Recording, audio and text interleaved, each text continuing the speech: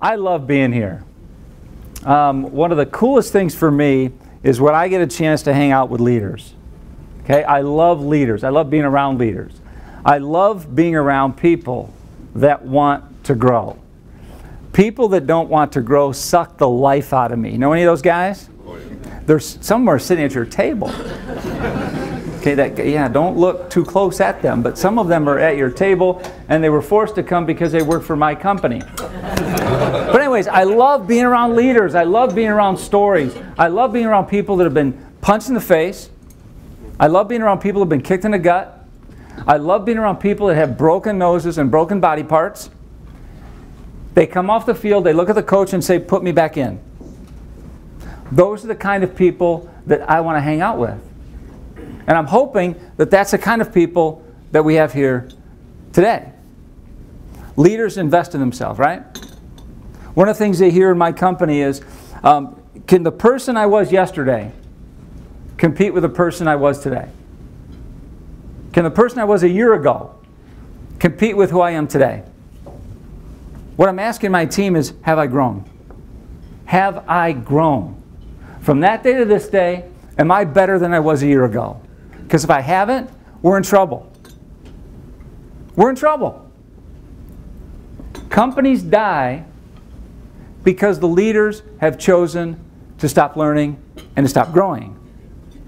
Bodies decay and die from the inside first, don't they? So do organizations.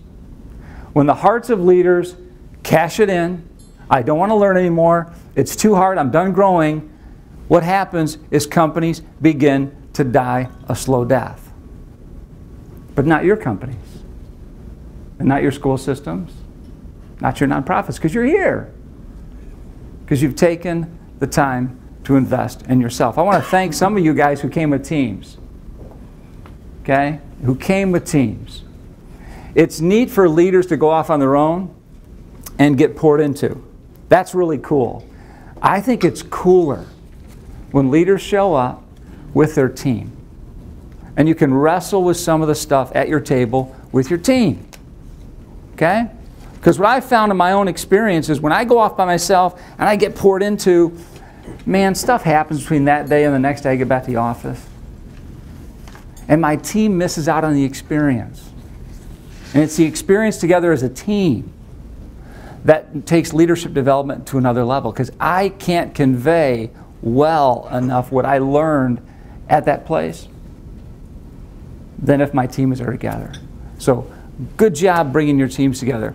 Hey, when I come to these, a couple things happens to me. A couple things happens every time. Three things. One, I'm going to get reminded of something that I'd heard before. Anyone ever had that happen before? Okay? Right? You get reminded of something you've heard before but you hadn't applied. Okay? I'm going to bet you'll hear one thing. Second, there's always something I didn't know was coming. I didn't see that coming. That's cool. Never thought of that before. So that would be a new teaching. Third thing is, God somehow put someone at my table that I didn't know. And I'm going to have interaction with them today. Didn't have a clue it was coming. And I'm either going to pour into them and being a blessing into their life, or they're going to pour into me. Didn't see it coming. Every time I go to something like this, that happens to me. One of the reasons it happens to me is because I've done a pretty good job of taking the noise out of my head that I walked into the room with, and I kept outside the room. There's a preparation that all of us need to go through. I've prayed for everyone in this room. Didn't know your names. Prayed for all of you. Prayed for you like I pray for myself. God, just take the noise of my day. Take the noise of my work from yesterday, the noise of what's going on at home, and could you please just set that aside for me for a little bit? Can you please allow me to be quiet? Please allow me to be still. Because if I'm not God, I'm going to miss out on stuff. I'm flat out going to miss out on that person sitting next to me who may need a word of encouragement. I'm going to miss out on something someone's going to speak into me because I'm just distracted thinking about work. I'm thinking about an email. I'm thinking about confrontation. I'm thinking about something else. So my prayer for you, for all of us today, if we want to receive the trifecta, right? The 1, 2, 3 I talked about. Please, guys, please, just be engaged. Please, just be focused with us. we're talking about change and transformation. I want to thank Jeffrey and his team. Biblical leadership is not popular. Okay? It's not popular. You write the word Christian on an organization that's going to go teach leaders, and people go, I ain't going. Right? I ain't going. It isn't popular. God put something on this guy's heart a bunch of years ago, and I was just sitting here with him. I said, you have got to be proud. You have got to just breathe in a bit of satisfaction with the number of people that are here, because you responded to a nudge, you responded to a call, you responded to a prompting that you were supposed to respond to. Praise God for that. So good job, Jeffrey.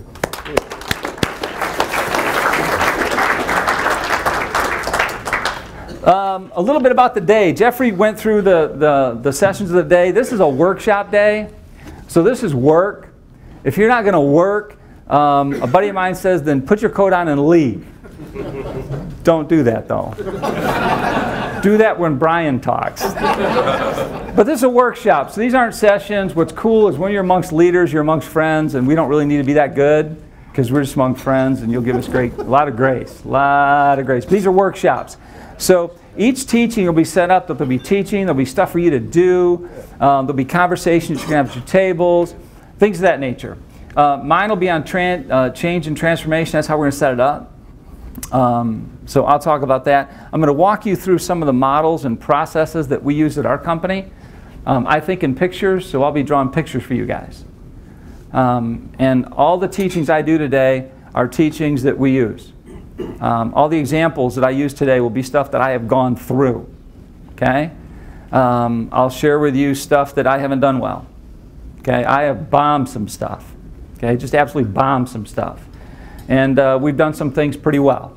But we'll be sharing those through the course of the day. So the first one is just on change and transformation. What are some models? What does change mean? What does transformation mean? The second session, he said it right. It all begins with you. Everything begins with the leader. Man, if you're a stubborn son of a gun, you don't want to change, you don't want to move, here's your company. If you're not healthy as a leader, how can your company be healthy? It can't. And so we're gonna spend time talking about you. I'm gonna walk you through models that I've had people come from the outside of my company and do with me. Okay, and it's like boom, open the kimono, let's go. So we're gonna have some fun that second session. So love to have a bunch of you guys here. Third session. How many have seen The Hobbit: The Unexpected Journey? Yeah, it's cool. Well, the title of that section is, what did I name it? I said it's National Nail: A Case Study in Knuckleheads. That's the name of that one. A case study in Knuckleheads. But it has been an unexpected journey. You know, for knuckleheads, by knuckleheads, with knuckleheads. So we're going to go through some things that we've gone through as an organization the last few years. Brian's going to talk about teams, and then we'll kind of bring it home with where do we go from here. A little bit of background. I've been with the company 17 years. A few years ago, people would have called us a building material distributor. Today we call ourselves an original brand manufacturer. The name of the company is National Nail, and it doesn't really just kind of go off here. And, you know, it isn't like American Seating. Okay, these guys.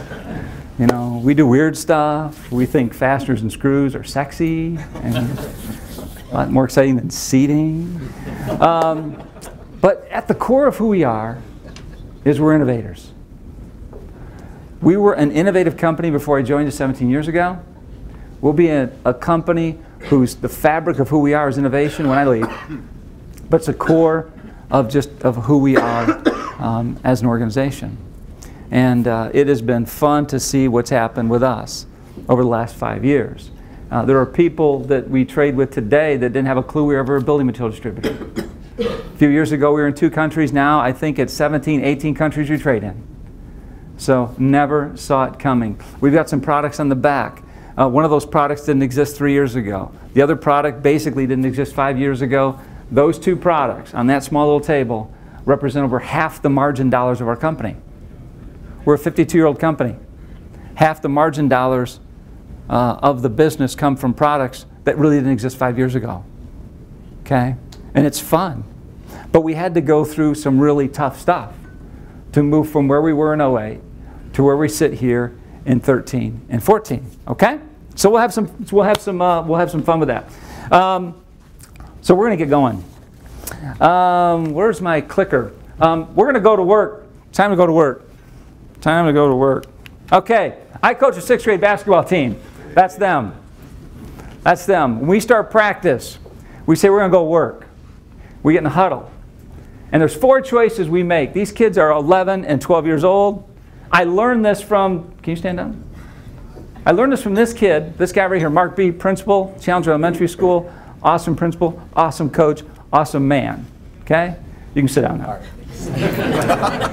I got this from him because he did this with 3rd graders. 3rd grade boys. I had the pleasure of being his assistant coach for a bunch of years.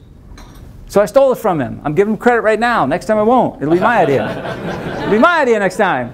Here's how we start every practice. We huddle up. We're going to make 4 good choices today for this practice. First choice we're going to make.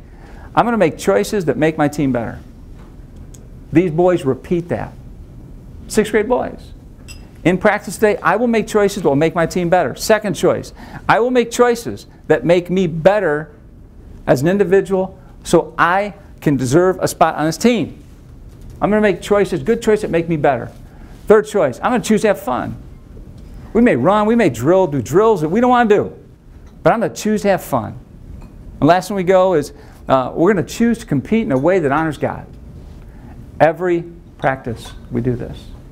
Why am I doing that with 6th grade boys? Why did Mark start doing that with 3rd grade boys? Those guys are future leaders. They're our next generation. They're parents of my grandchildren. They're going to be sitting at CBRT in 20 years. And the sooner that we can get into the minds of our young people and the people that join your company that, hey, what choices are you making to make it better, you better as a teammate to your company?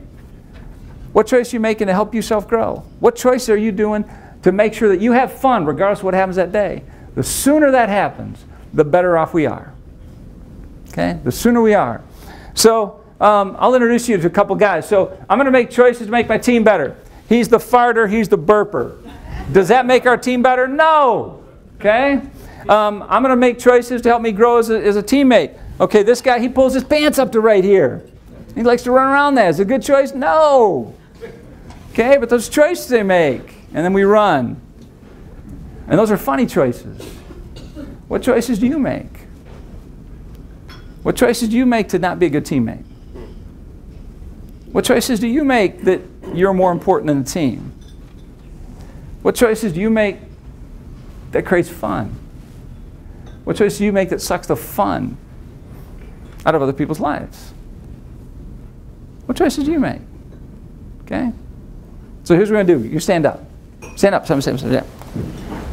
Full contact leadership workshop. Okay. You're going to look at the people at your table and you're going to repeat after me because you're stuck with each other for a few minutes. Okay. Hey, this is 6th grade basketball. 6th grade basketball. Okay, repeat after me.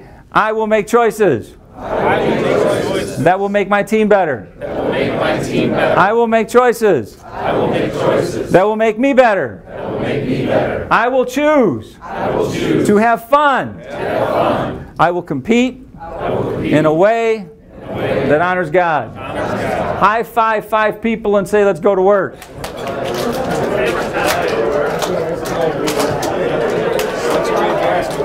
That was my year.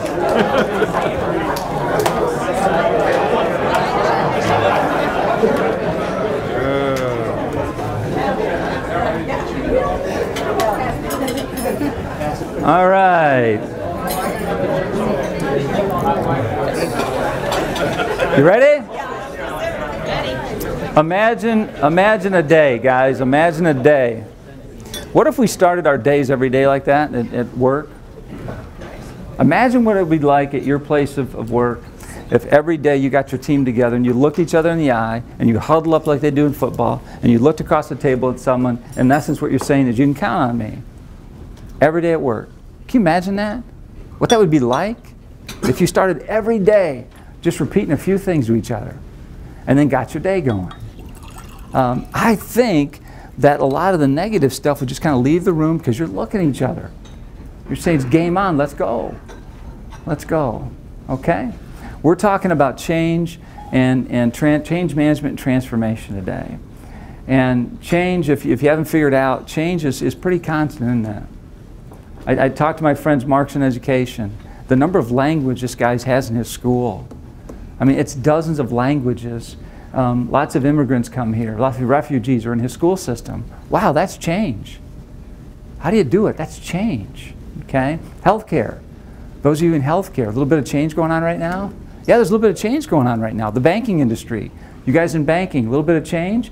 Dramatic change over the last few years. You know, I serve on the board of public companies. A little bit of change here with public companies? Yeah, just a tad bit, you know, going on. How about in your families and parenting?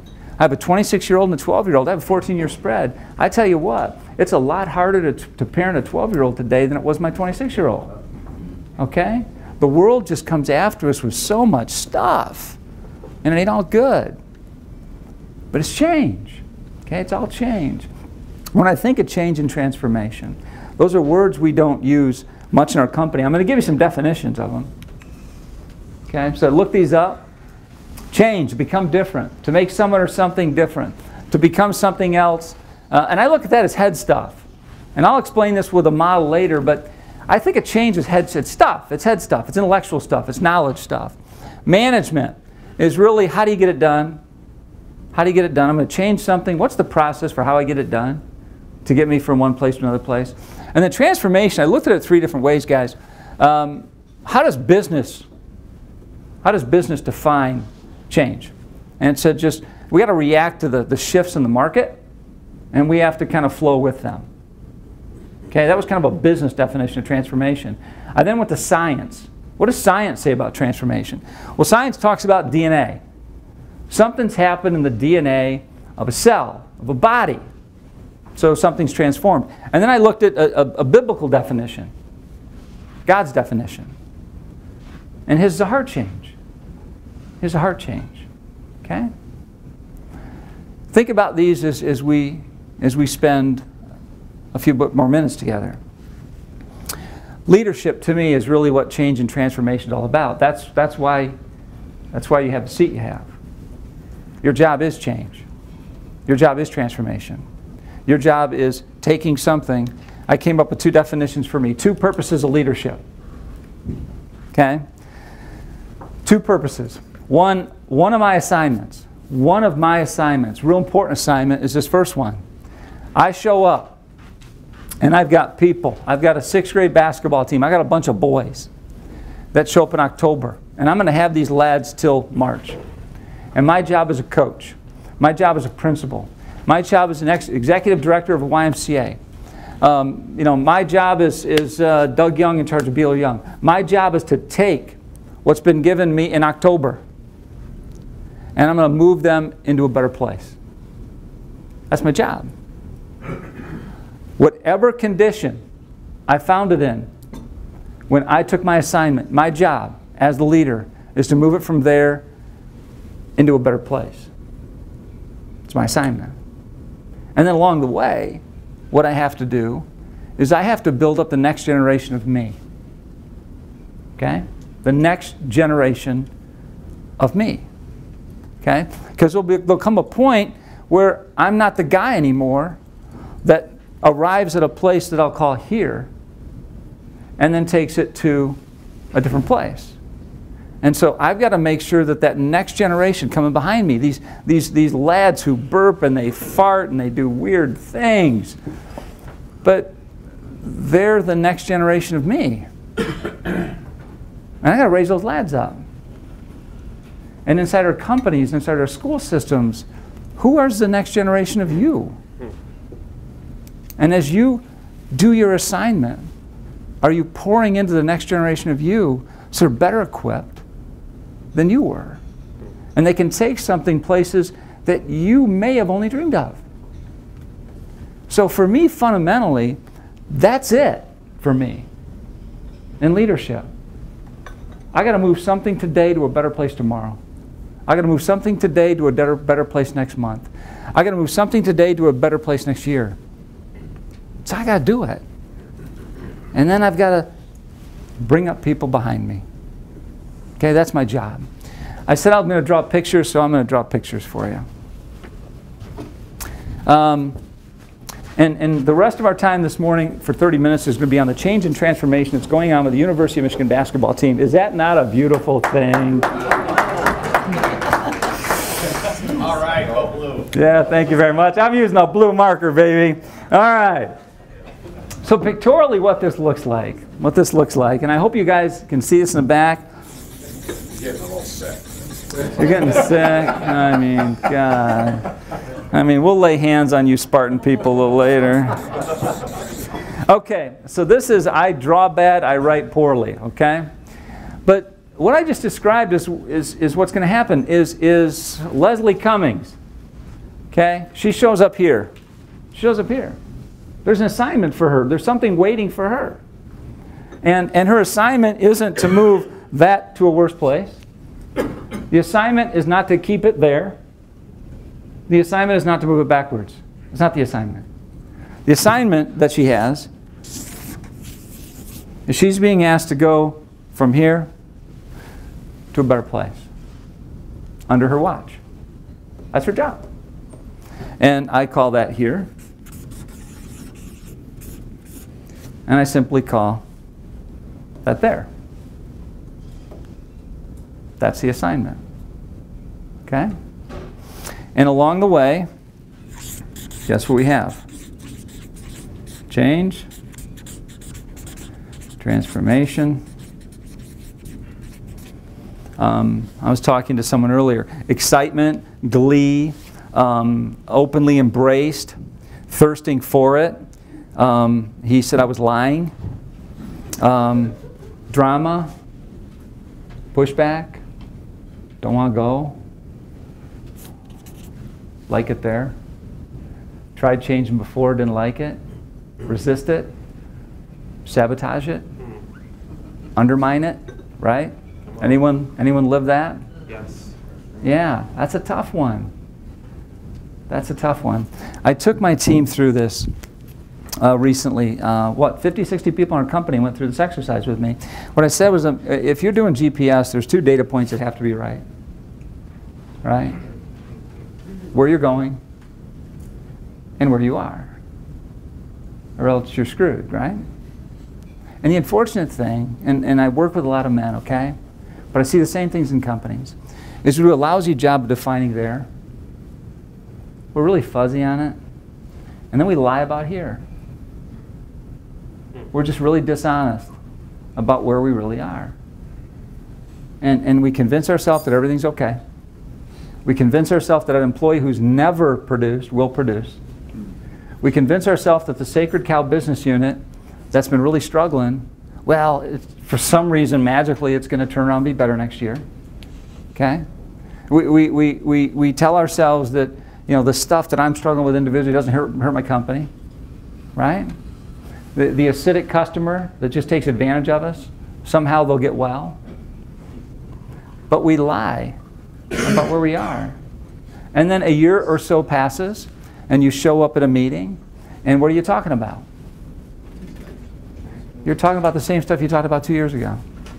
You're talking about the acidic employee, the Sacred Cow business unit still isn't turning, the culture that's nasty, and we just haven't made progress, and you're frustrated.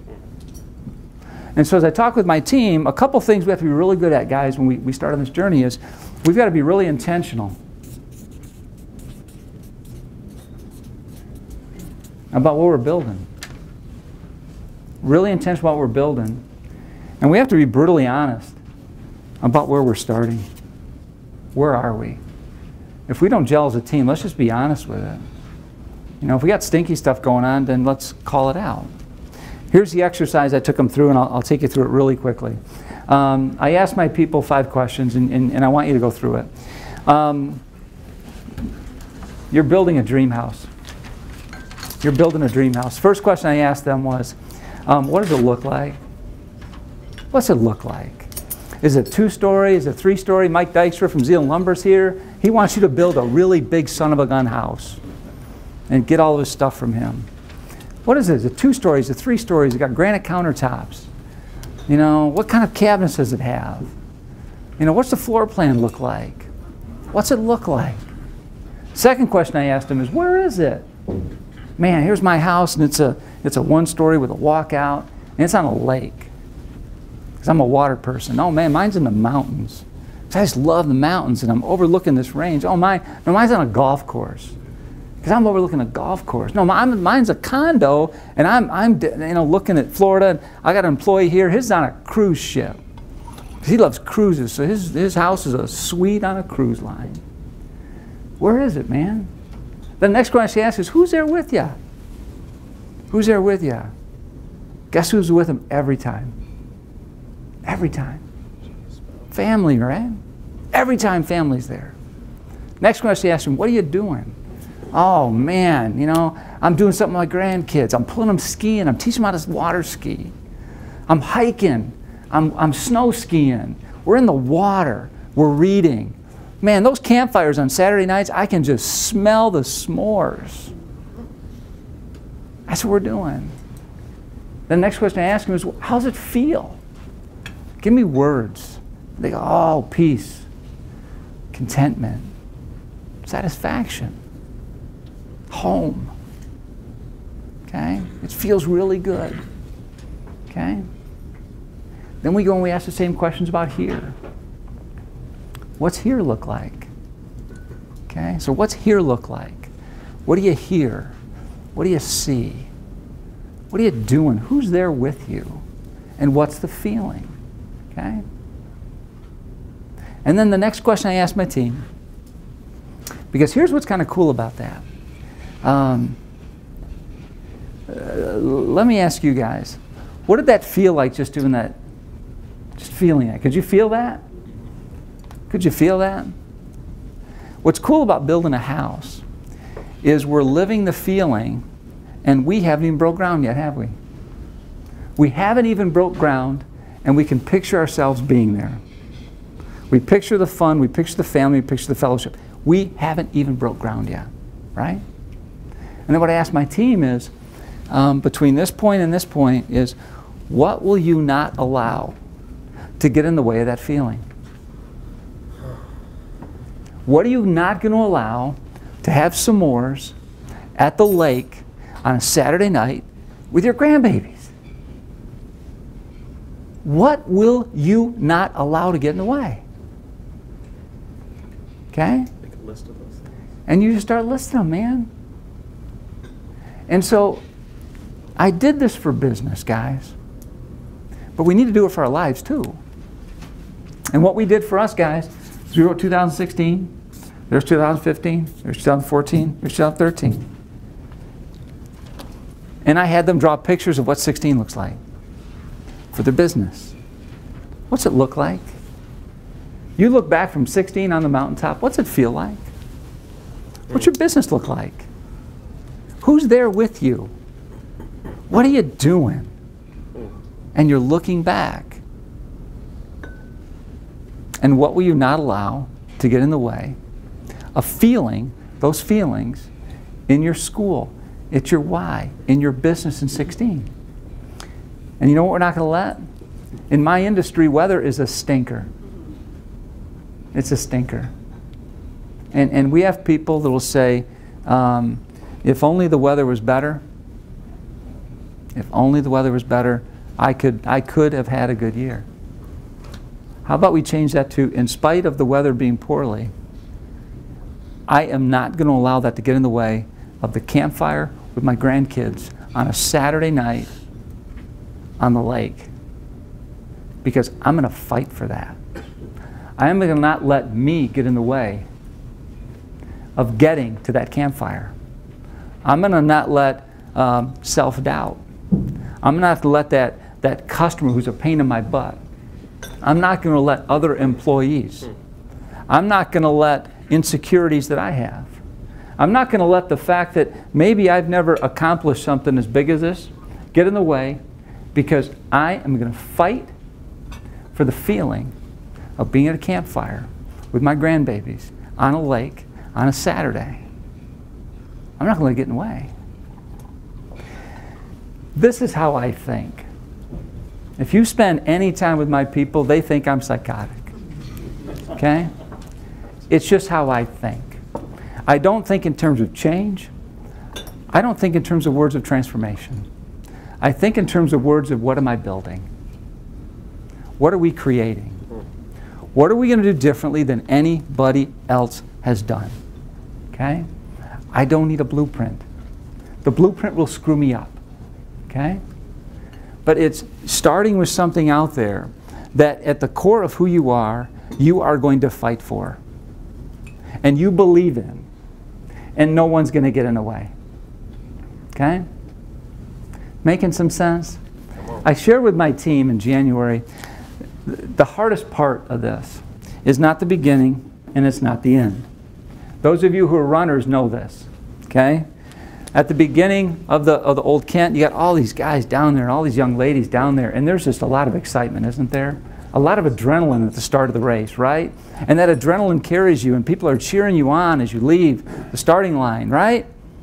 Okay, I've been there, you guys have been there, and you get going, all right? And then at the end of the race, you know, you're a bit tired, but there are people there.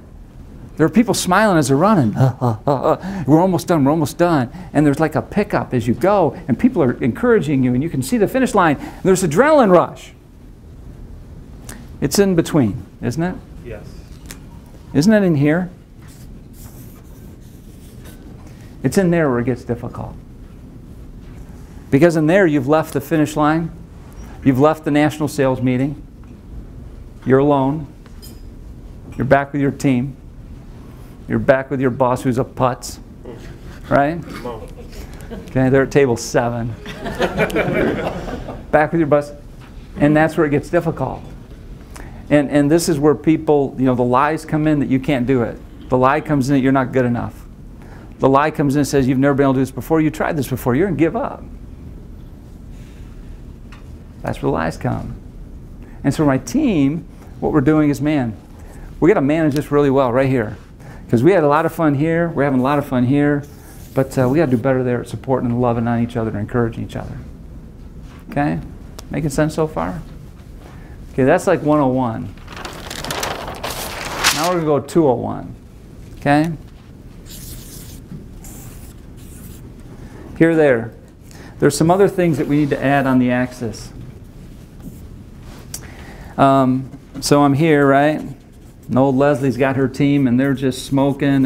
And man, these folks are building some really cool house. They're going to host my team for nothing, so we can do our quarterly. I can't wait to do that with your team, Leslie.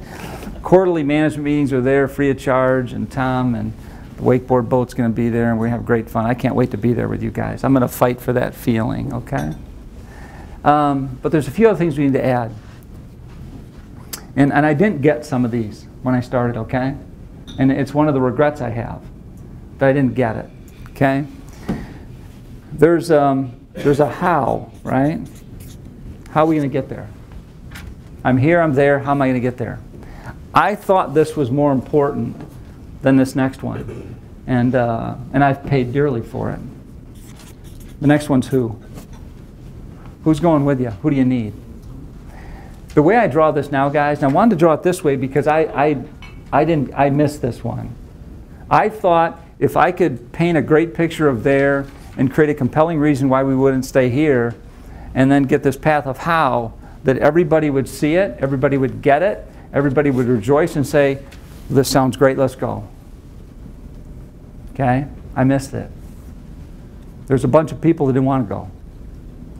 Okay?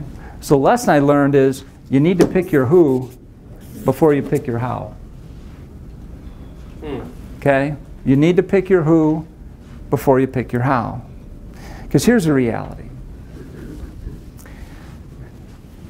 The people who gave you their best and the play calling that you called to your best that got you at your starting point, they may not be the people that can get you to your next point.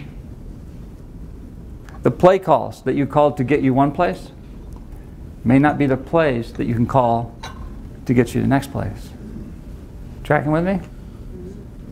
Okay, I thought I could do that. I was wrong. Okay, I was wrong. And it hurt. Okay?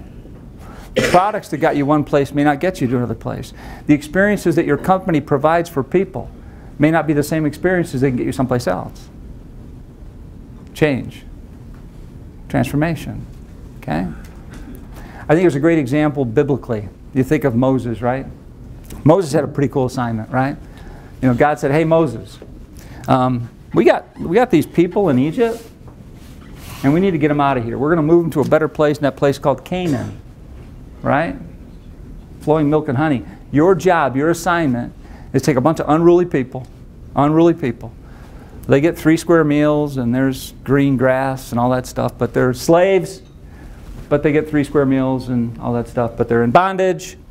We're going to get them to a different place, and that's your assignment. Okay? But along the way, Moses lost something, didn't he? He lost faith. He didn't trust God. In fact, he questioned God. Okay? There's a great scene in Numbers where our leader, Moses, is just speaking freely. And I love the scene because it reminds me of a company. And it says something like, the families were gathered outside his tent, whining. Anyone ever have that with your employees? Never. Okay, just that's my company. Okay. And it's the chief whiner is a Michigan State person, and she gathers all the other Michigan State people. They gather outside my office, and they whine like, we never get to wear blue jeans to work, and I want to wear blue jeans. But they're whining. And inside the tent, Moses is what? Complaining. He's having a leadership meltdown. Okay, and he says things like, I didn't birth these people.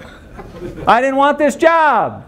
And if you have not found favor in me, or if you found favor in me, kill me now.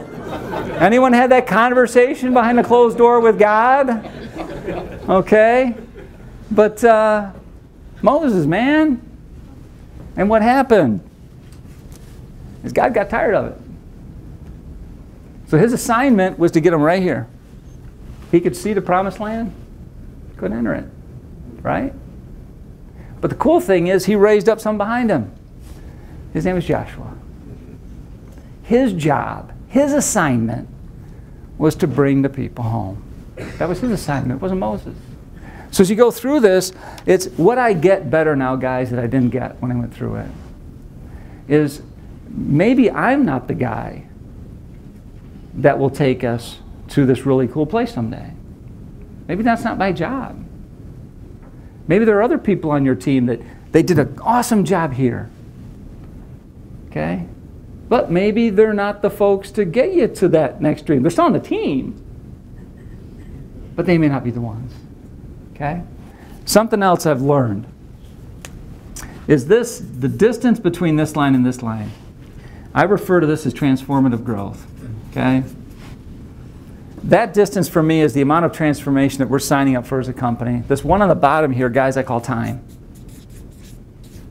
Okay?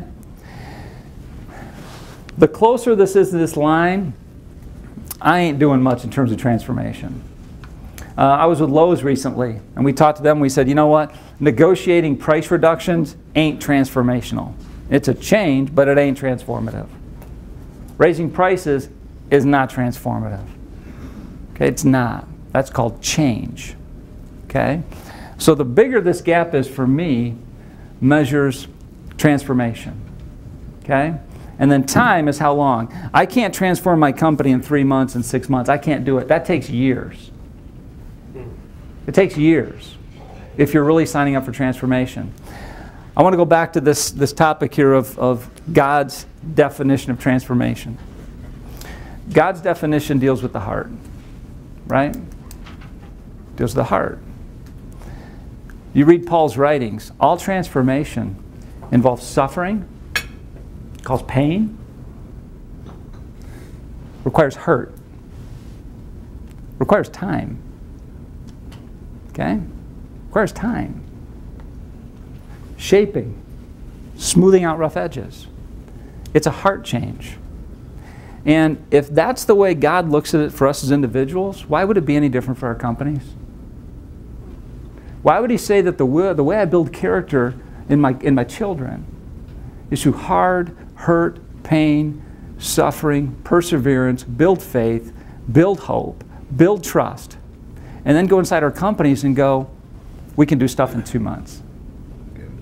And we don't have to go through pain. We don't have to go through suffering. We don't have to endure. Doesn't work. And I think one of the reasons why companies don't truly transform, brutally honest, because I've done this, is we don't want to sign up for the time, because we want it now. We want the earnings now. I want the sales now. I want it right now. I won't wait. Okay? And I think the other thing is we don't want to sign up for the suffering. We don't want to sign up for the pain. I'm going to keep that sacred cow business going, because if I bullet it, people are going to be upset with me. I want to do it. I'm going to keep this business unit going over here, because if I close it down, it was on my watch, and people are going to think I've failed.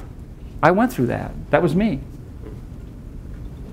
I'm going to keep this employee on who's in a leadership role because he helps me in this area. I know he's a problem over here, but I mean, he's really well liked in the company. But if I let him go, I'm going to take leadership hits. And I don't want the leadership hits. I did that. Okay? I did that. But I don't think we want to sign up for it. And so what happens in our lives, what happens in our companies, is we never get there. We have these great meetings. We have these great rah-rah sessions. We have these great feel-goods. And we hug each other, and we love on each other. And we chest bump and fist bump, and we do all that. We go, we're going to get there. And we get back to our offices, and we go, man, that means I got to deal with this. It means I got to make this tough call. It means I got to go fire that customer. And I take you back to where we started. What will I not allow to get in the way of me doing some wars with my grandkids on a Saturday night on a lake? And then we begin to allow things to get in the way of us not having some wars on a Saturday night around a fire with our grandchildren. It's hard work. It's really, really hard work. But you're not in a leadership role because it's easy. Okay? Because it's easy. All right? Some of the things that we've been through. Guys, I've made these mistakes. I've kept business units on too long. I've kept people on too long. I've hoped for them, I've prayed for them, I've encouraged them, cheered them. And it hurt us. At 52, the pain of transformation hurts a lot less than the pain of regret. Okay? Regretting that you didn't do something sooner hurts a lot more than having to make the tough calls to go through it. You know, we've done lots of change, okay? Our supply chain is now, we used to be US, we source Vietnam, Malaysia, Taiwan, China, Dubai, India, Oman. Okay? That's where my supply chain's gone. It wasn't like that a few years ago. That's change, that's not transformation. I'm just going where the product is. And I think we do a good job of it. You know, we used to have a fleet, our own fleet. LTL's a lot better than our own fleet. That's not really transformation, that's change. We do more online ordering than fax. That's change. That's not transformation. Transformation is when you shut down a business unit, completely explode a business unit. You basically fire everybody who was part of it because it was cancerous. And you start over. And you take the hits. And you go from being a building material distributor to a manufacturer, while inside your company, people seem to have lost confidence in your leadership. And don't get what you're doing. And are upset because you're costing them money, because products we used to have, we don't carry anymore. And at a time when your company's kind of going south because of the building materials recession, I'm investing. And people are going, why are you investing in people? Why are we investing in this when we're down here? We don't get what you're doing. And they don't follow. And then fortunately for us, 5 years later, half our margin is coming from stuff that you couldn't see in 2008. it's hard work. It's really, really hard work. Okay? But it is so satisfying. I want to draw you another picture, and then we gotta move to close here. Make sense, guys? Yes. Does this make sense? Okay. The thing that we're changing as we go through this is you're not changing product. You kind of are. You're not changing services, but yet you kind of are. You're not changing people, but you kind of are. And I want you thinking this one through with me for a moment. What we're changing is this thing called the experience. So when people say, man, I really like this over, better than this, what they're saying is there's a more fulfilling experience I have by going to that restaurant than that restaurant. Okay, I like your product, but it's the experience that we're really selling with your organization. Okay? And what we do at our company, and my people see this way too much, is we fight for this. And on this side of it, the word I use is distinctive. And this is against my competition. This is undistinctive vis-a-vis my competition. Bad place to be. Bad place to be. So on this axis, we talk about competition. Are we distinctive? Are there things different about us than the competition? And can we list them? Okay? Can we list them? On this side is we have this thing called the customer. And the words we use up here are relevant, and then down here, not so much relevant. Okay? So how well do I know my customer? How, Mike, cool stuff at Zeeland Lumber. How well do I know Mike? Do I know him? Do I know what he's doing? Do I know where he's going? So I can position my company that the experience that Mike has with my company is he goes, you know what, double thumbs up, man. Used to be a single thumb up, single, now it's double thumbs up. I mean, you guys are incredibly relevant to who we are. This is garden variety in the middle. You're very relevant to who we are, and you're very distinctive vis-a-vis your competition. And down here at the bottom is you can write share, you can write volume, you can write growth, but the more that we move from bottom left to upper right, good stuff happens. Good stuff happens.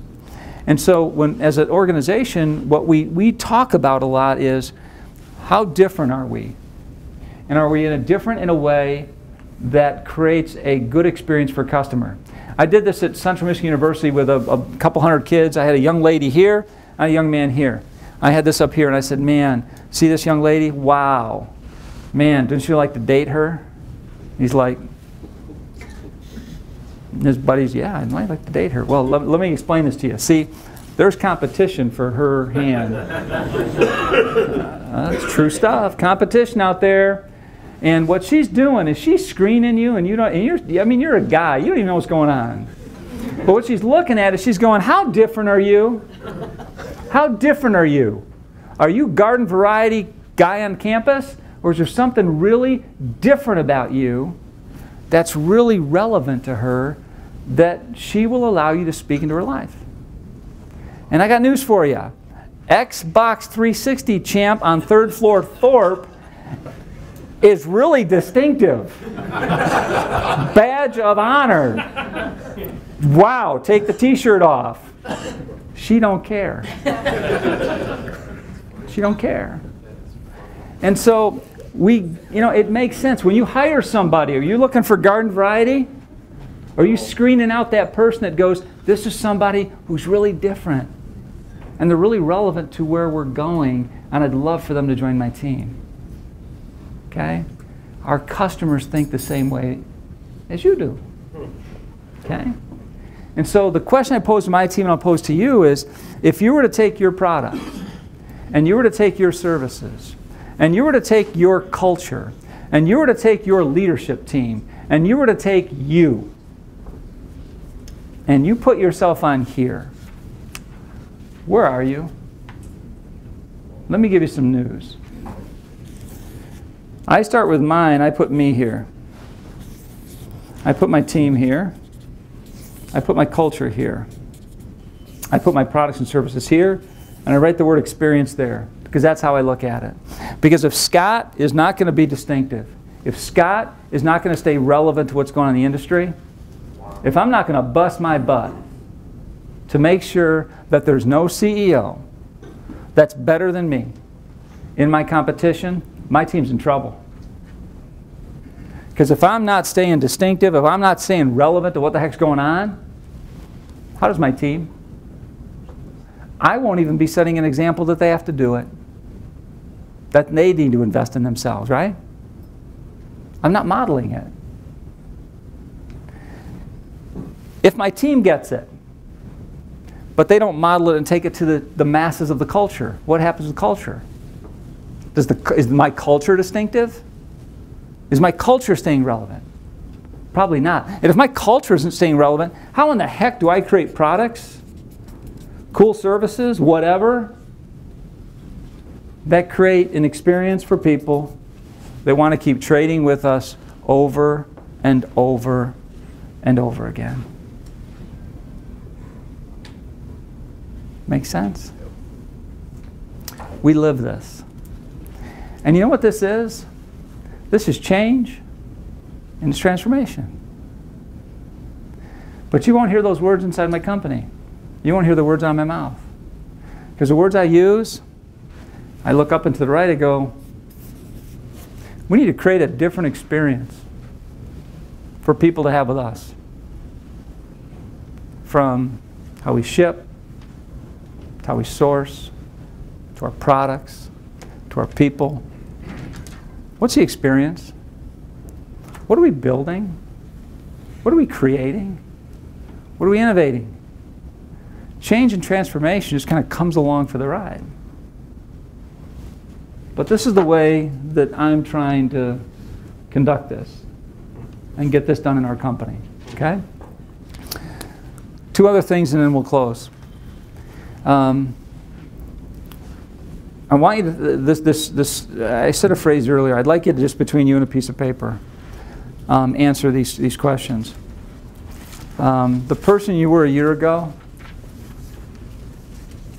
if I were to get people in your life that were here, and you're here, they're sitting at a table, could they give me evidence? Could they convict you that the person that you are today could not only compete but whoop the person where you were a year ago? Could they do that? Could they convict you that you've grown as a leader, spouse, best buddy, father? Could you be convicted of being in a better place today than you were a year ago? Wrestle with that. When you look at your organization, as leaders, are your leaders keeping up with the pace of change that's going on outside your organization? Yes or no? It's fast out there. And if we as leaders are not keeping up with the pace of what's going around us, you've signed up for a slow death, haven't you? So ask yourself, is your leadership team keeping abreast and growing at a pace that's staying ahead of your industry? Yes or no? Yes or no? Okay.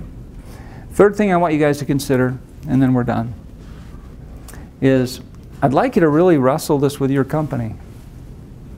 I can send you the screens and all that.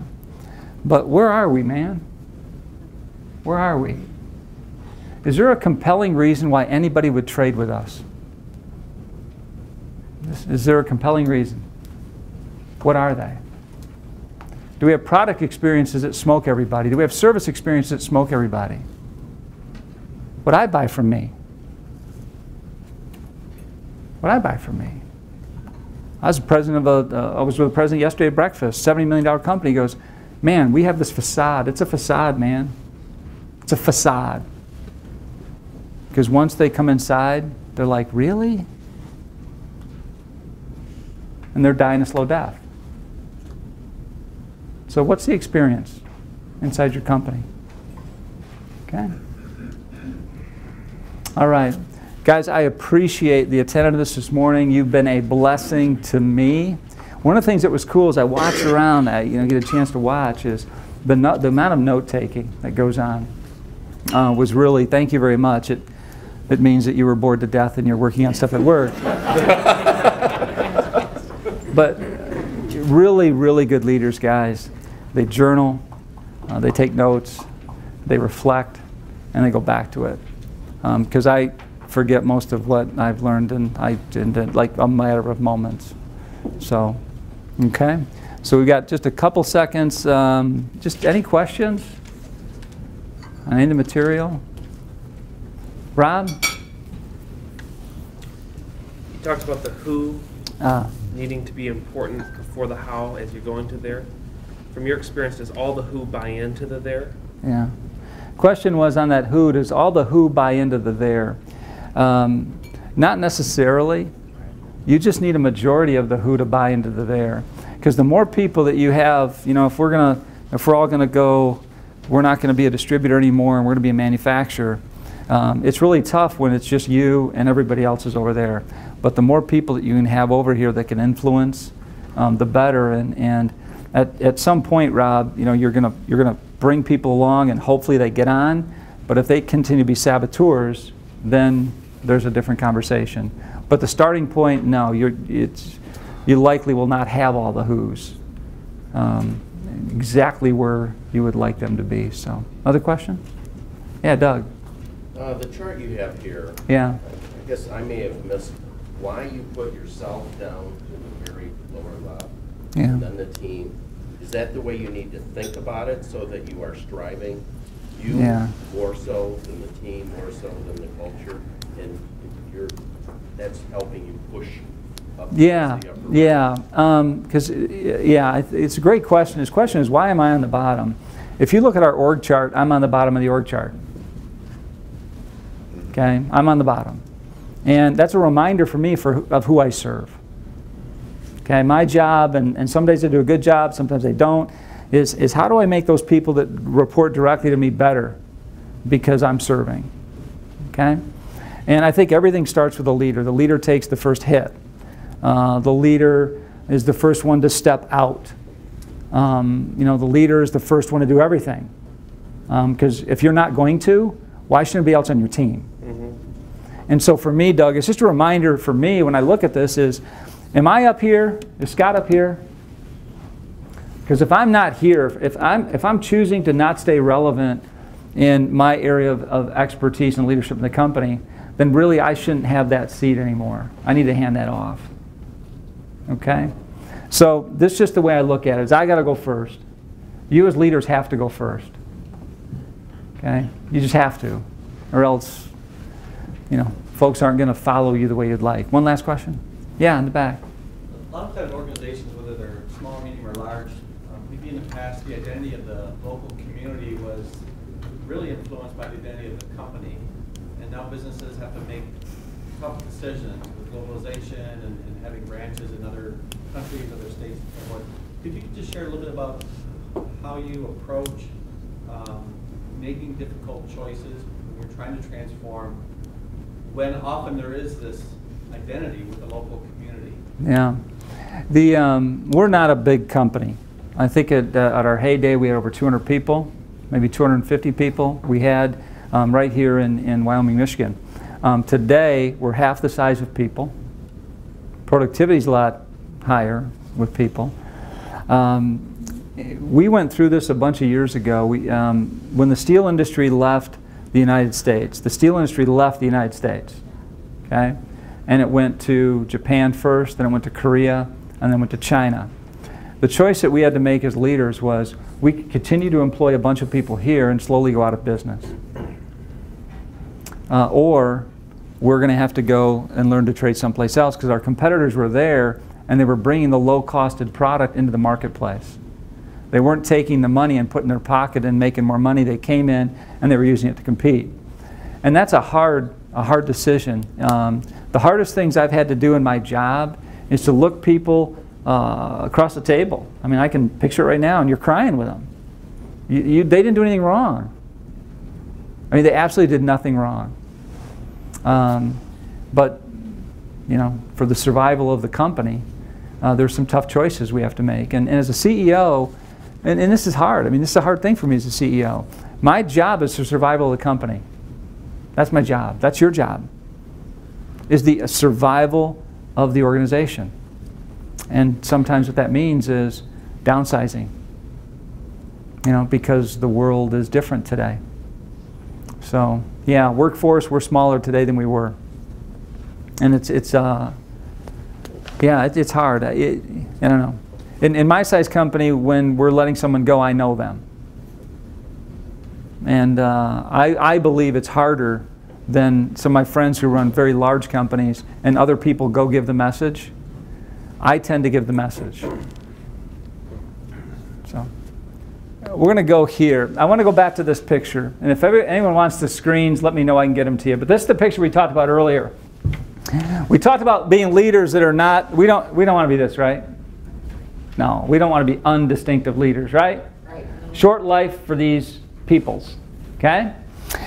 We want to be leaders that when you look at the whole landscape of people, they pick you.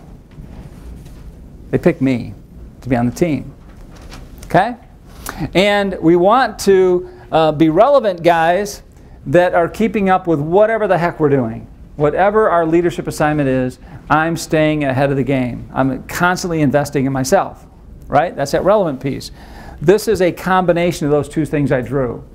The experience, we want to create cool experiences, create increased share, I'm going to grow, and then inside it I put this other one going, we're always constantly moving from the left to the upper right, so here to there, okay? And then there's some questions. What this section is on, or what this workshop is going to be on, I'm going to take you through tool sets that I use to examine me. Okay? To examine me. And I did some of these with my team examining me. And I brought people from the outside to help me examine me. I said something earlier, the leader's the first one to sit on the sword, right? Leader's the first one. And I knew if we were going to get from one place to another place, I had stuff I had to unpack. And I had stuff that I had to wrestle with. And I had to go through some change and some transformation too. Because the leader I am today at 52 is not the leader I was at 47. And I'm certainly not the leader I was at 37. Okay? But it took work. Okay, it took work. You guys look too comfortable. Stand up again. Stand up. Got to stand up. Question for you guys. All of us are writing a great story, I hope. All of us are writing a leadership story, right? Every one of you, okay? And if you were to check out right now, would your leadership story be a great read? Would it be a great read? Would people pick your story up and go, oh man, can you believe the risk they took when he was 48 years old or she was 53 years old? Can you believe she did that? Okay? How she overcame, how she got back up, how she made the tough call. Is that what your story would be? Or would your story be about somebody who, at the end of their leadership, they shut it down, they went and bought a Volvo, they drove it off a parking lot, and it was about stuff? What is the story that you are writing, and is it a great read? I want you to turn around the back of the room. Look that way. What you're looking at right now is your current leadership legacy. It's behind you. A legacy is that which you leave behind. I have a Mastercraft boat. I get to destroy children all summer. It is a great thing. On the left side of the wake of the boat, I want you looking over there, because as you peer to the left, you know what that is? That's the assignments you were given as a leader. Over there to the left. Can you see them? That's the project you were given. That's the business that you run. Okay, that's all the stuff you were given. And if people were to read that part of your legacy, your leadership story, would they see someone who accomplished great things? They got things done. They moved the needle. They left things better than they were found.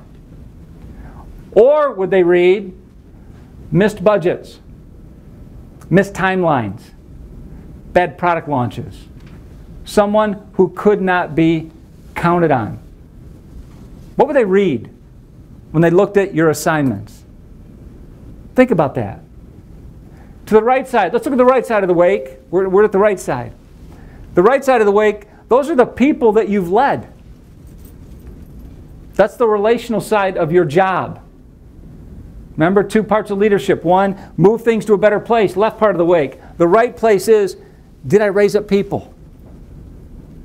Were they blessed because you led them? Are they better because they got the best of you? Would they sign up for you again? Would they say, you know what? We may have gotten the project done.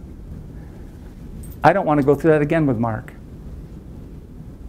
In fact, when I work with that person or that group of people, life just is sucked out of me.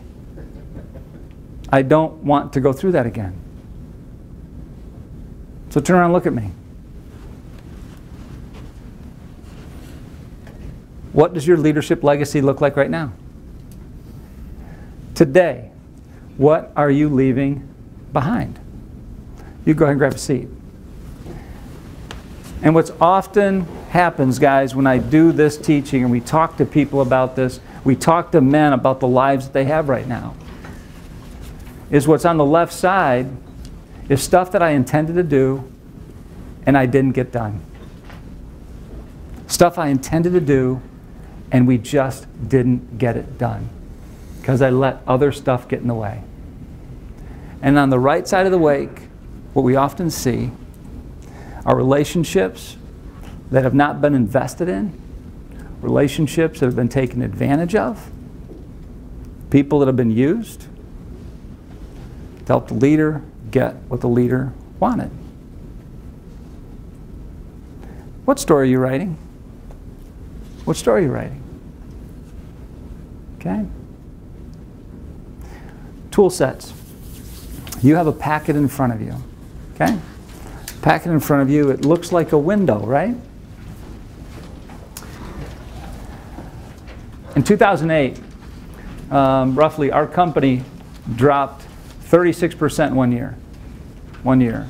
The housing market went down, we dropped 36% 1 year. And what I start to do is invest more in our people. We had some stinky stuff in our culture. Stinky stuff not doing so well in the culture. So I brought some buddies in. Brian was one of them who came in.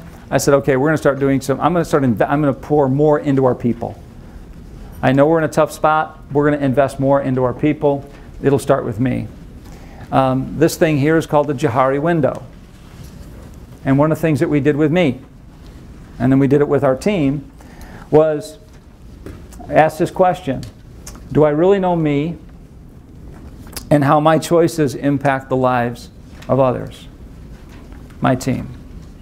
On the sheet of paper, I'm going to help you fill in your screens there, okay? Top left screen. Oh, here's a funny Johari window. It's crazy how they came up with the name. Brilliant. The 2 guys who came up with it, Joe Luft, other guy, Harry Ingham, they put their names together, they call it Johari. That's it. Nothing more than that. Don't overthink it. That's what they did. They didn't. But what this top left window is for you guys, well, let's do this. On the top left, write the word known to self here. Known to self. Here, write the word known to others. So known to self, known to others. Okay? Got that? Over here, you're going to write the word unknown to self. So put that at the top, called unknown to self. And down here, we're going to write the word unknown to others. We got them? Known to self, known to others, unknown to others. What your top left box is we call that public information. You know it about yourself, other people know it about you. Someone you already know, I'm a Michigan guy. I know it about myself, you know it about myself. Okay? You know I'm CEO of a company. Okay, you've heard I have a 12-year-old son. I have 3 other children, 2 grandchildren. You heard me say I'm 52. Okay? That's considered public information.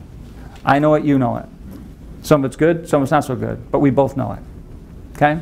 The quadrant next to it, this thing called unknown to self. I don't know it, but others do. Those are called blind spots. Okay? Those are called blind spots. Things about me that I don't know that that's how people respond to me. Could be bad, or it could be good, could be bad, but normally for a leader it's the not so good stuff. Okay? Bottom quadrant, this unknown to others and known to self, what do you think that's called? Doug just said secrets. It's called private. It could be private information. It's stuff I'm not going to disclose. Okay? Stuff about me. And then the last one is the unknown stuff. It's just, I'm at a stage in life I just don't know about myself yet. Other people don't know it, I don't know it. I'll learn later something about myself. Okay? This was important to me. Because what I wanted to do as I began changing the culture of the company is I wanted to get an assessment of what people knew about me, okay, how I felt about our business, who I was as a human being, what was most important to me in life. And I wanted them to know that about me because we were going to start to go through some really difficult things. And I also wanted to learn from them, how did they respond to me? And was I getting in the way of us getting to where I would like us to be somehow? I wanted that. And I was also curious as to what information was private. That maybe I thought was private that was public, or maybe I thought was public that was private. I wanted to know that stuff. Okay? Because my feeling is, to build leadership teams, really good leadership teams, there needs to be vulnerability, there needs to be transparency, there needs to be trust. There needs to be those things. And to do that, the first person to be vulnerable, the first person to be transparent, and the first person to invite trust is you. You can't expect somebody else to be vulnerable and transparent when you won't. Okay, when you won't. As you look at this, what would it be like, and it's never equal like I've got here, what would it be like to work for a leader where public information, there's only a little bit of it? There's lots of, that private space is huge. And normally those leaders have big blind spots. What's that like to work for a leader like that? Don't trust them. Dave? They're bad. You don't trust them. Why is that? Because they don't know. They don't know them. I don't know what you're thinking, how you process. I just don't trust you. Yeah. Anybody else? What's it like to work with someone like that? Yeah, if they're going to hold their cards close to the vest about some things, you kind of make the assumption they're going to hold their cards close to the vest on a lot of things. Yeah. So you just never know where you stand. Yeah, it's pretty tough. Uninspiring. Uninspiring. Really deflating. Why is that? It's just, I think it goes back to what they both said, it's the fear of the unknown, that you don't really. Yeah, you there's just no- don't there's know. no tru- I mean, there's no feeling of, you don't want to hit your wagon. Yeah. What's it like to be with someone who's got really big blind spots? Scary. Scary. Why do you were scary? High risk, questionable reward. High risk, questionable reward. Okay. Other one? I think you find yourself second guessing a lot how somebody's going to react to it. So you're spending a lot more time positioning than you are doing. Yeah. And then how about as you look at someone who's got huge public? What's it like to work with someone who's got huge public? Can that be good? Can that be bad? Sometimes it can be intimidating. Intimidating? Why so? Because they're such a figure in the industry or in the organizations. And, you know, so you sometimes feel limited on your abilities to match up. Okay. That's only assuming if it's good public. Right. Yeah. Good. You know, Yeah. Sometimes you're like, yeah, it's like, really? Really? But But there needs to be a really healthy balance. Okay, and you're going to hear me use the word healthy a lot. A leader who is very private is unhealthy. It's real difficult if someone's going to keep all their cards to the vest. Because it's really tough to know somebody. Okay, at the same time, if you have someone who's, whoa, public, you run into situations where not only are they public, but everything you do becomes public. Okay? You guys don't have any leaders like that. So there's got to be this nice, healthy balance. But what this requires is some words that I like to use with this. Is the first thing it requires is guts. Because you're going to expose yourself to some things. And a great team, a real healthy team, doesn't misuse the information against you. Okay? I sat in a room with probably 8 people. I went first. It was 3 hours. I went first.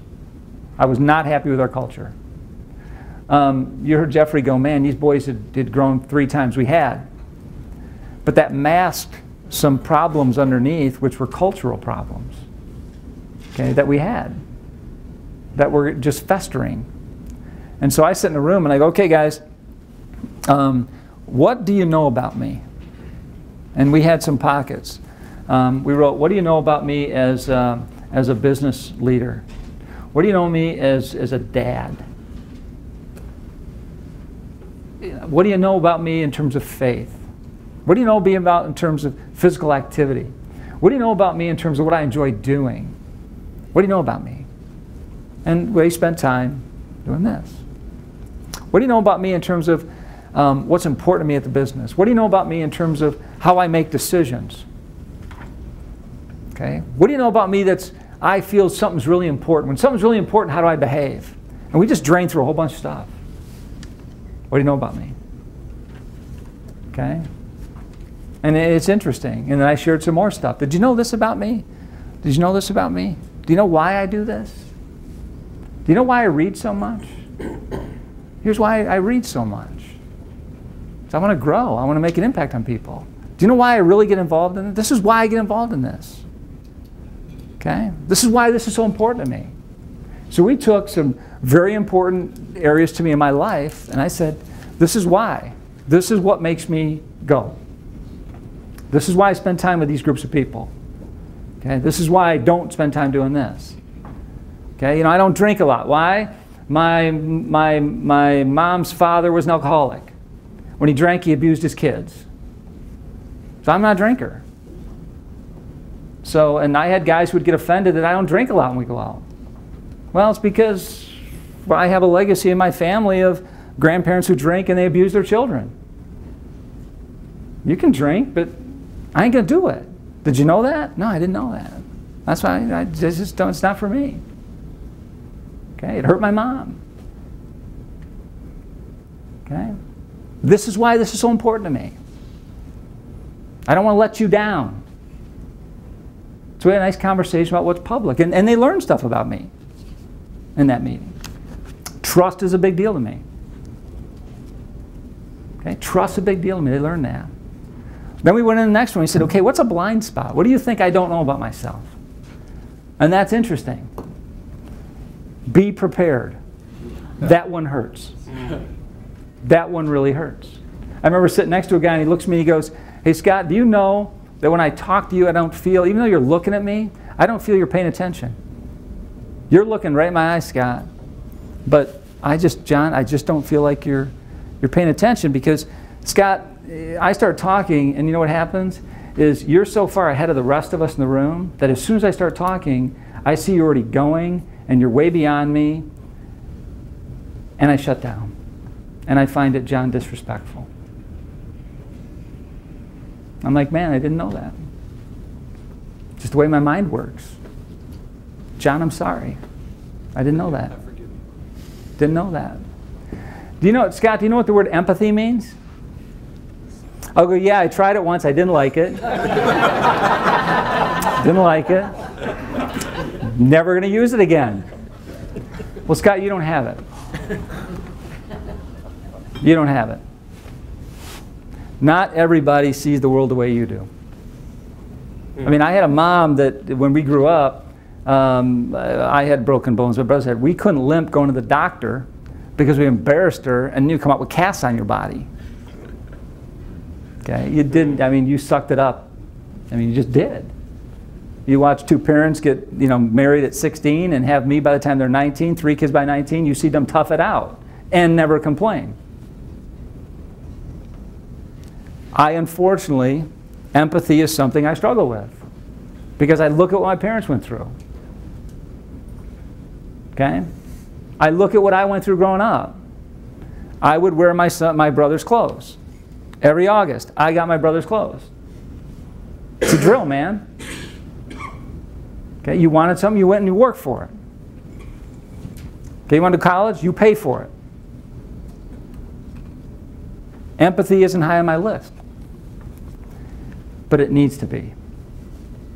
And so I had people tell me, you know, hey, you need to help me out here.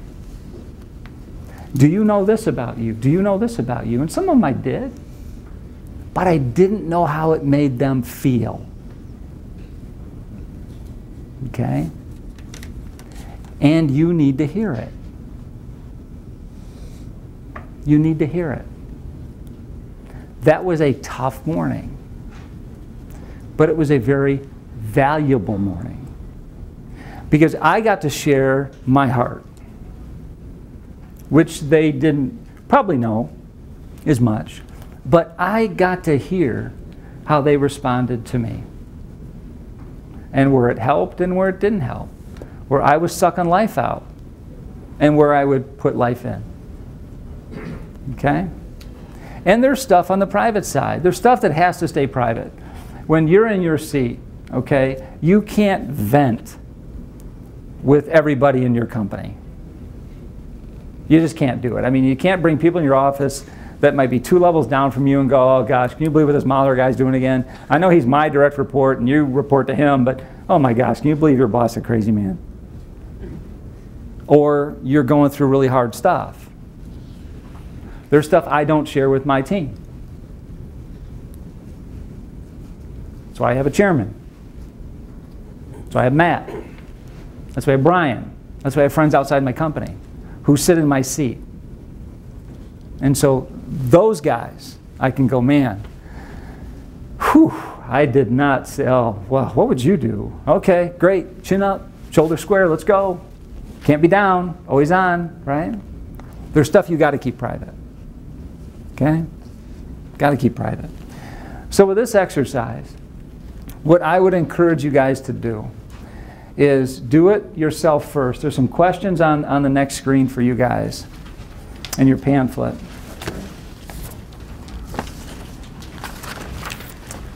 It all begins with you, right?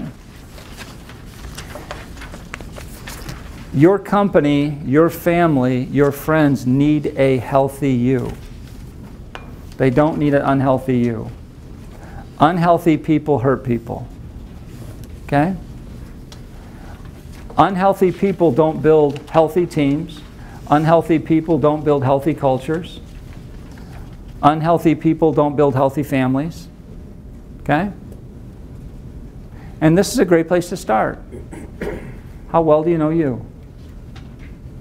How well do the other people on your team know you? How well do you know them? Because what we then did after half a day with me is we then scheduled some other ones with the other folks. Now, I will tell you that theirs went about 30 minutes apiece. But it was a start. It was a start.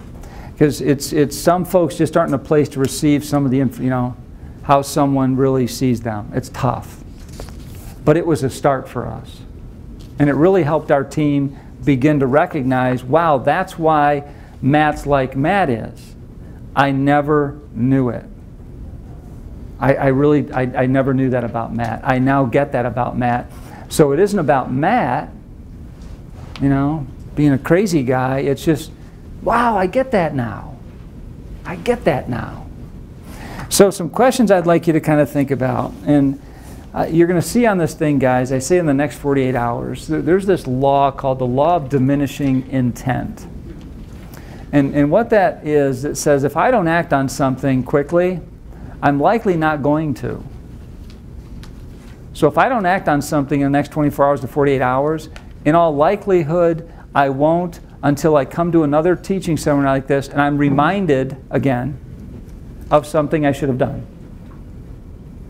So in the next 48 hours, just go through the boxes.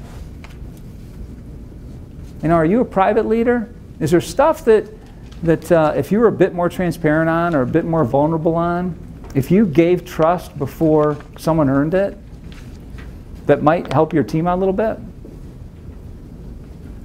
I mean, are you going through something really hard and your team doesn't know and you're hiding it from them and they're all going, what's up? Are you going through a stage of life or a season of life that you're just not in a good place?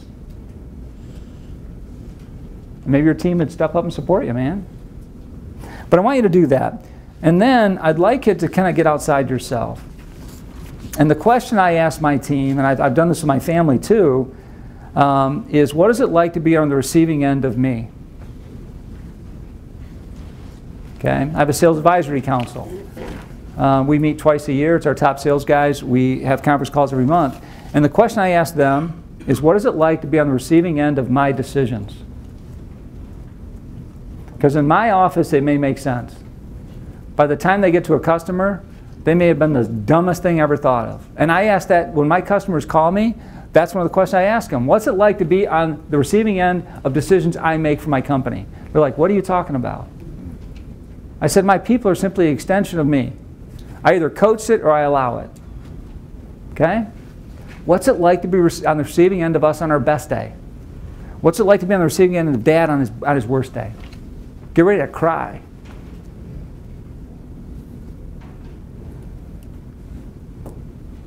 What's it like? Ask the question to your team. What's it like to be around me when things are just smoking? What's it like? Oh man, it's like this, and you're joking, and we get to wear blue jeans 5 days a week. Have you figured out blue jeans are a big deal in our company? I'm surprised they aren't wearing them today. But then, hey, what's it like when I'm not in a good place? We avoid you, we ignore you, we turn the other way when we see you in the hall, don't want to speak up in meetings, you're going to bite, just don't want to hang around with you, it's not any fun. But that's the assess me from somebody else's perspective. What would they say? What could they convict you of? Would they convict you of a well-balanced, healthy person, or would they convict you of something else? Invite close others. People you trust. Say, hey, I'm going through this thing called Joe, some dude named Joe, some other guy named Harry. It's weird, it's 4 windows, I don't get it, but we're going to do it together and figure it out. Let's do it. And then I would encourage you to do it with your team. Okay? Team members? In your company. Yeah, oh absolutely. Then you're going to sit down with your team. And you will fall on the sword first. And you'll explain why you're doing it. And the reason you're doing it is you care more about the condition of your company than the condition of your security and your comfort. Okay? That's what you care more about. Same thing with God, right? I mean, He cares more about our character and our comfort. I mean, that's what you should care about as CEO too. So you're the first. Okay, you're the first. Okay, makes sense? And then develop a plan for how you work with it. How do we go from here? Okay? Questions on Johari? Make sense? Roger. Okay, last line, Scott. What kind of person do you want to hold you accountable? Yeah, good question. For me, it's going to be someone super, super close to me. If you don't have somebody who you've given the authority to speak truth into you, then you probably have a pretty big private box. Okay? If you don't have somebody that has the authority to sit you down and say, you know, because I love you so much, Lou, because I love you so much, I'm going to wreck your day. Out of love. How they receive it's their choice. Okay? How they receive it's their choice. Okay? But that's where I would start, Roger, with someone who's close and say, I'm going to go through this stuff, and what do you think? And Am I missing something here? Come on, please, this is for me. You're helping me grow. Am I missing something here? Okay? All right, make sense? Can we do this? Can we do this? Let's do it. You do it with your team? Next 48 hours? Leaders got to go first. You're there. Okay? Got it? Guess we're bonding this weekend, guys. There you go, 48 hours. 48 hours, man. Make sense? Do we get a weekend break? Get a weekend break. No, you got lots of stuff to do this weekend. I don't know. I mean, when you signed up for this, you didn't know it was a 3-day gig, right? We have in-class work. We have in-class work and we have homework.